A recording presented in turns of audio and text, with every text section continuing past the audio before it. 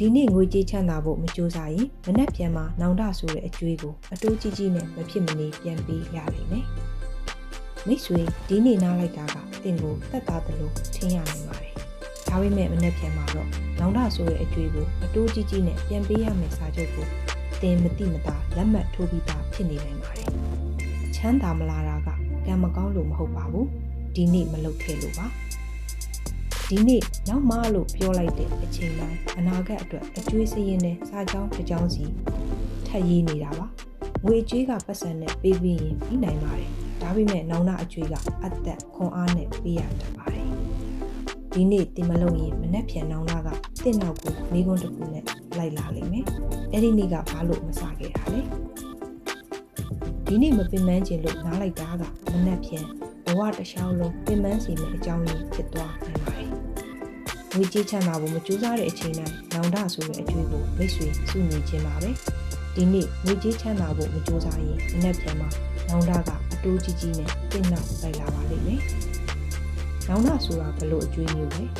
နောင်တဟာရုတ်တရက်မလာပါဘူးနေ့တိုင်းမလုတ်ခဲ့တာတွေနောက်ကျခဲ့တာတွေရှောင်ခဲ့တာတွေကိုစူးစောင်းပြီးအတိုးနဲ့ပြန်လာတဲ့အကျွေးပါလူတိုင်းမမြင်မိတဲ့နောင်တဆိုတဲ့အကျွေးလူတွေအကြောက်ဆုံးအကျွေးကအနာဂတ်ကပြန်လာတဲ့နောင်တအကျွေးပါဒီနေ့တဲ့အလုတ်မလုတ်ပဲလွယ်လွယ်နားလိုက်တဲ့အချိန်ကိုတိုးတက်နိုင်တဲ့အခွင့်အရေးကိုနောက်မှပဲလို့ပယ်လိုက်တဲ့အချိန်ကိုဘဝကိုတာဝန်ယူဖို့ရှောင်လိုက်တဲ့အချိန်တိုင်းအနာဂတ်အတွက်အကျွေးစရင်းနဲ့စာကြောင်းတစ်ကြောင်းထပ်ထည့်နေခြင်းဖြစ်ပါတယ်လူအများစုမသိလိုက်တဲ့အတိုးနှုန်းနောင်တရဲ့အတိုးနှုန်းကဗန်ထက်မြင့်နေချိန်အတိုးအခွင့်အရေးအတိုးကျန်းမာရေးအတိုးစိတ်ဖိစီးမှုအတိုးနောက်ဆုံးရွေးချယ်ခွင့်ပြောက်သွားတာကအကြီးဆုံးအတိုးပါနောက်မှဆိုတဲ့စကားကဘဝကိုဘယ်လိုတတ်လဲနောက်မှလုပ်မယ်အချိန်ရရင်စလုပ်မယ်အဆင်ပြေသွားရင်စဉ်းစားမယ်ဒီစကားတွေကတန်တာရပေမဲ့ဘဝကိုမျက်စိမမြင်နဲ့အလှည့်အပြောင်းမရှိတဲ့လမ်းပေါ်တင်ပေးလိုက်တာပါ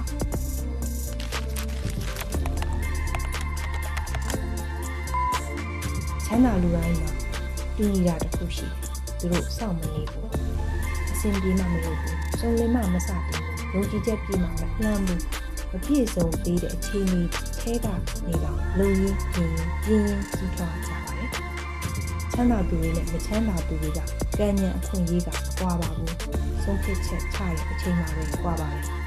မလုပ်သေးတာမဆိုးပါဘူးနောက်ကျသွားတာကပဲဆိုတာ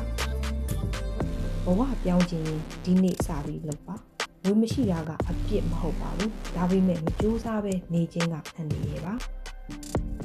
ဒီနေ့တင်ဝေမရှိအရင်နည်းမရှိအဆက်အသွယ်မရှိဖြစ်နေနိုင်ပါတယ်ဒါပေမဲ့ကြိုးစားခွင့်တော့လူတိုင်းမှာရှိပါတယ်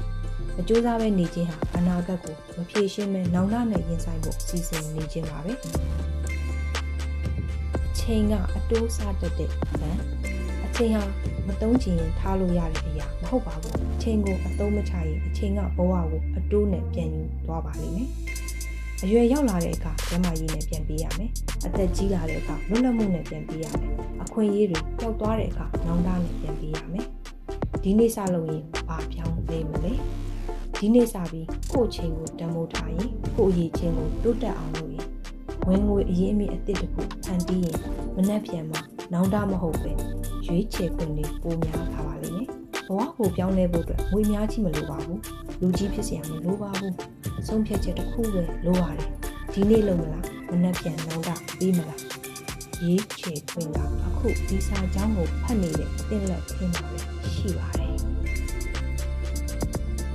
ဒီနေ့လောက်တာကတဘဝဖြစ်လာတယ်နောင်တဆိုတာအနာဂတ်ကနေရုတ်တရက်ထွက်လာတာမဟုတ်ပါဘူးဒီနေ့မလုပ်ခဲ့တဲ့အရာတွေကိုစုပေါင်းပြီးမနှက်ပြန်လာတာပါဒီကွန်ဒီနေ့မလုပ်ခဲ့တာပါလေနောက်မှဆိုတာအခမဲ့မဟုတ်ပါဘူးအချိန်အခွင့်အရေးအနာဂတ်ကိုတဖြည်းဖြည်းပေးဆက်နေရတဲ့စကားပါလုပ်ပါနောက်မှကိုဒီနေ့လို့ပြောင်းပါ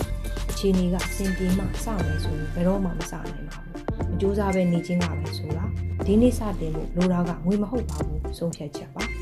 တက်တာနေုံနဲ့ဘဝကမတိုးတက်ဘူး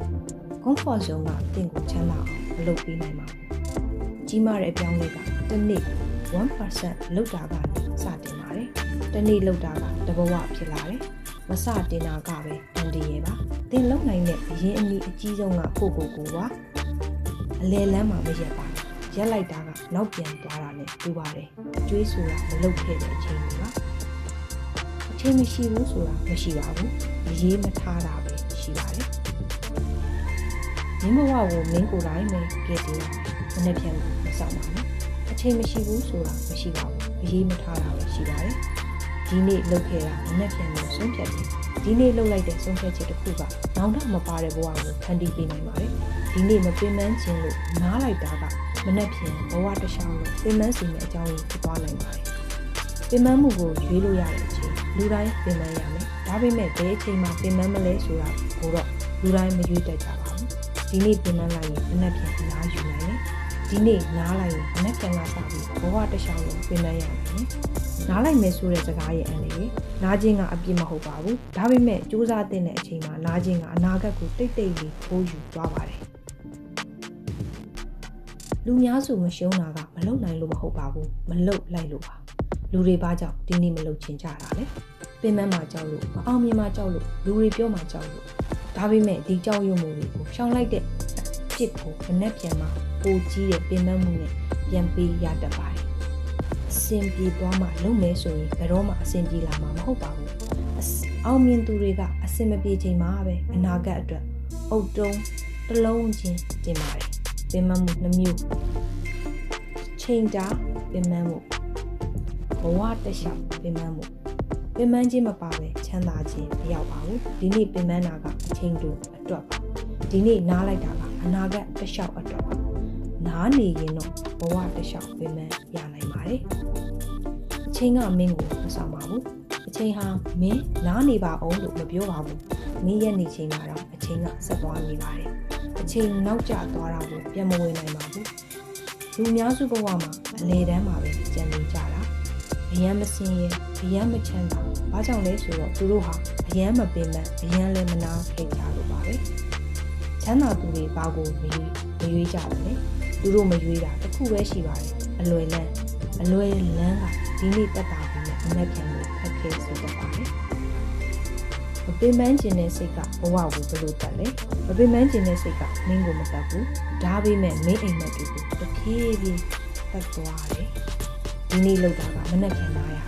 ဒီနေ့မပင်ပန်းခြင်းလို့နားလိုက်ရင်မနှက်ပြန်မှာရွေးချယ်ကိုမရှိတော့ဘူးမင်းရဲ့ခန္ဓာကိုယ်ထက်စိတ်ကိုအနိုင်ယူရမယ်ခန္ဓာကိုယ်ကနားကျင်နေပြောမယ်စိတ်ကရှေ့ဆက်ဖို့လိုတယ်လို့ပြောရမယ်အလုပ်ကြီးမလိုပါဘူးဆက်လုပ်ခြင်းလိုပါတယ်တနေ့တစ်ခါနည်းနည်းလေးလုပ်တာကဘဝတစ်ခုကိုပြောင်းလဲစေနိုင်ပါတယ်မင်းမလုပ်ရင်မင်းနေရာကိုအခြားသူလုပ်မယ်ဘာကြီးကမင်းကိုစောင့်နေပါဘူးမင်းသားနေအချိန်မှာအခြားသူတွေလှမ်းနေကြတယ်ပင်ပန်းမှုကိုမရွေးရင်ပင်ပန်းတဲ့ဘဝကိုရွေးပြီးသားရွေးချယ်ဘူးလို့ထင်တဲ့အချိန်မှာမင်းဟာနောက်ကျတဲ့ဘက်ကိုရွေးပြီးသားပါဒီနေ့မလုပ်ချင်ဘူးဆိုတဲ့နေ့ကလုပ်တင်လို့အလုပ်တင်ဆုံးနေ့ပါငယ်ရွယ်ချိန်ကအကျွေးငယ်ရွယ်ချိန်မှာပင်ပန်းမခံရင်အသက်ကြီးလာတဲ့အခါခွန်အားနဲ့ပြန်ပြေးရတယ်။နောင်နာဆိုတာမလို့လာတယ်လေ။နောင်နာကတနေ့တည်းမလာပါဘူး။နေ့တိုင်းမလုပ်ခဲ့တာလည်းအောင်းပြီးလာတာပါ။မင်းရဲ့အနာဂတ်ကမင်းကိုကြည့်နေတယ်။ဒီနေ့မင်းလုပ်တဲ့အရာကမင်းအနာဂတ်ရဲ့ဘဝအရေးတွေကိုဆုံးဖြတ်တယ်။ပင်ပန်းမှုကချင်းရှိဒီနေ့တက်တာကအချင်းလိုပါ။နောင်နာကအချင်းရှိပါ။အောင်မြင်သူတွေကဘာကိုအကြောက်ဆုံးလဲ။သူတို့အကြောက်ဆုံးကပင်ပန်းခြင်းမဟုတ်ပါဘူး။နောင်တာပါ။အလေးချင်းကဘဝကိုဆုံးဖြတ်တယ်။နေ့တိုင်းနားတက်တဲ့အလေးချင်းကဘဝတစ်လျှောက်ကိုနားမရအောင်လုပ်ပေးတတ်တယ်။မပြည့်စုံတဲ့လုပ်ကြည့်ပါ။လုပ်လိုက်တာကဘဝကိုကွာခြားသွားပါတယ်။မင်းကိုယ်တိုင်ပဲကဲရမယ်။ဘယ်သူမှမင်းဘဝကိုလာကဲမပေးပါဘူး။ဆုံးဖြတ်ချက်ကမင်းလက်ထဲမှာပဲရှိပါတယ်။မလုပ်ချင်တဲ့နေ့ကမလုပ်ရင်မဖြစ်တဲ့နေ့ဒီနေ့မင်းအနိုင်ရရင်မင်းနာဂတ်ကမင်းကိုကျေးဇူးတင်နေမယ်။တေးသေးလေးကစတင်ပါကြီးမလိုပါဘူး။မရက်ပဲဆက်လုပ်ဖို့ပဲလိုပါတယ်။ပင်ပန်းမှုကိုပုံယူပါ။ဒီနေ့ပင်ပန်းနိုင်တာကမင်းအနာဂတ်အတွက်အခွင့်အရေးရှိနေသေးတယ်ဆိုတဲ့သက်သေပါ။ဒီနေ့ဆုံးဖြတ်ချက်ဒီနေ့နားမလားဒီနေ့ပင်ပန်းမယ်။ရွေးချယ်မှုကဘဝတစ်လျှောက်ကိုဆုံးဖြတ်တယ်။နောင်နာမပါတဲ့ဘဝကိုရွေးပါ။ဒီနေ့မပင်ပန်းခြင်းလို့နားလိုက်တာကမနှက်ပြန်ဘဝတစ်လျှောက်လုံးပင်ပန်းခြင်းနဲ့အကြောင်းရင်းဖြစ်သွားနိုင်ပါတယ်။ဒီနေ့မလုပ်ခဲ့တာတွေကိုတနေ့စုပြီးမနှက်ပြန်တာတိုးနေတော့ပြန်လာတယ်။ဒါကြောင့်ဒီနေ့ကိုမလွတ်ပါနဲ့ ဒီနေ့ပင်ပန်းနိုင်ရင်မနှက်ပြန်ရွေးချယ်ခွင့်ရှိတာပေါ့ဒီနေ့နားလိုက်ရင်မနှက်ပြန်နောက်ဒါပဲကျန်နေတယ်လူတွေမတိလိုက်တဲ့လမ်းဆိုတာချမ်းသာဖို့လမ်းဆိုတာတနေ့တည်းနဲ့ပြီးသွားတဲ့လမ်းမဟုတ်ပါဘူးဒါပေမဲ့မလျှောက်လိုက်ရင်တော့သိကြတဲ့အရာတစ်ခုရှိတယ်။နောင်တလမ်းမလျှောက်ဘူးဆိုတာနေရာတနေရာမှာပဲရက်နေတာမဟုတ်ပါဘူးအနာဂတ်ကိုနောက်ကျအောင်လုပ်နေတာပါလမ်းဆောင်မလျှောက်သေးတဲ့လူတစ်ယောက်ရဲ့ဘဝသူ့ဘဝမှာမှားကြီးမရှိဘူးအမှားသေးသေးလေးတွေကိုပြည်ရန်လုပ်နေခဲ့တယ်အဲ့ဒီအမှားကမစတင်တာပဲဖြစ်ပါတယ်ချမ်းသာသူတွေပါဖို့အရင်လုပ်တယ်သူတို့ကအရင်ဆုံးဝေးမရှာပါဘူးလမ်းကိုအရင်လျှောက်တယ်အရေးချင်းတိုးတက်အောင်လုပ်တယ်အချိန်ကိုတန်ဖိုးထားတယ်ခွင့်အရေးတွေကိုလက်မလွတ်စေရဘူးအစဉ်ပြေမှရှောက်မယ်ဆိုရင်ဘယ်တော့မှမလျှောက်ဖြစ်ပါဘူးလမ်းဆိုတာရှောင်ရင်းနဲ့ပဲရှင်းသွားတာ